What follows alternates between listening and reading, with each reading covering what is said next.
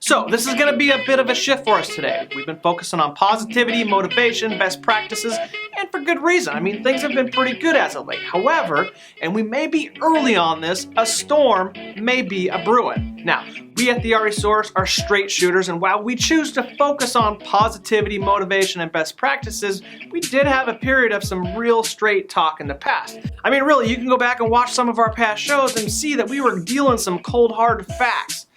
We just haven't done so lately. Problem is, there's a very real threat to our economy that has some very, very smart people thinking that the wheels are about to fall off. Let me get into this before I lose your attention. Right now, start of 2016, rates are dropping yet again. Yay! No, not yay.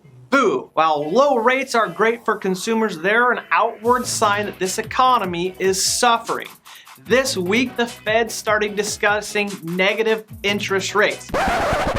Negative interest rates.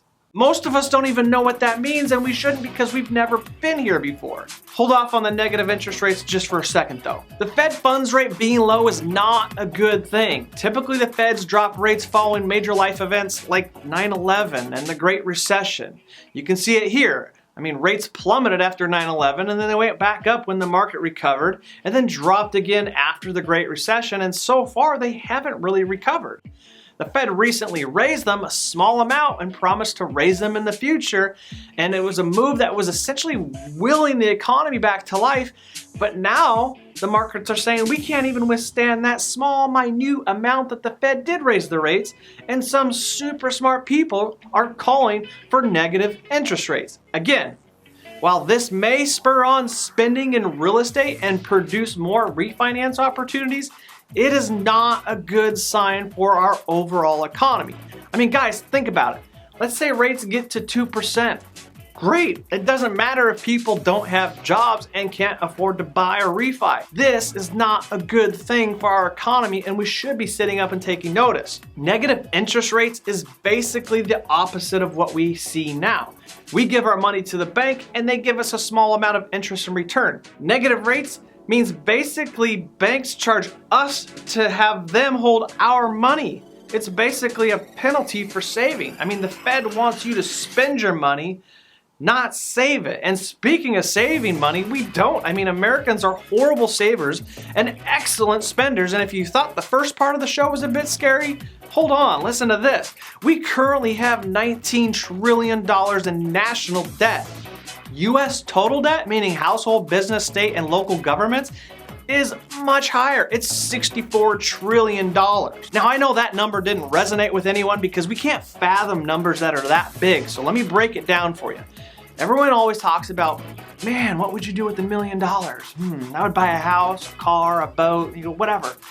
$1 million is a lot of money, and we may not have it, but we can understand it. We can grasp it. We can relate to that amount of money. Yeah?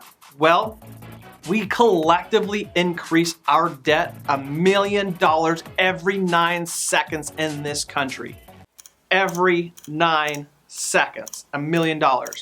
Guys, if the Great Recession taught us anything, it taught us that things don't always go up. I mean, really, have we not learned this lesson several times before? Techs, stocks, housing, values don't always go up. It's not real life. Bubbles pop and corrections are made. Our debt in 1971, prior to going off the gold standard, was $398 billion.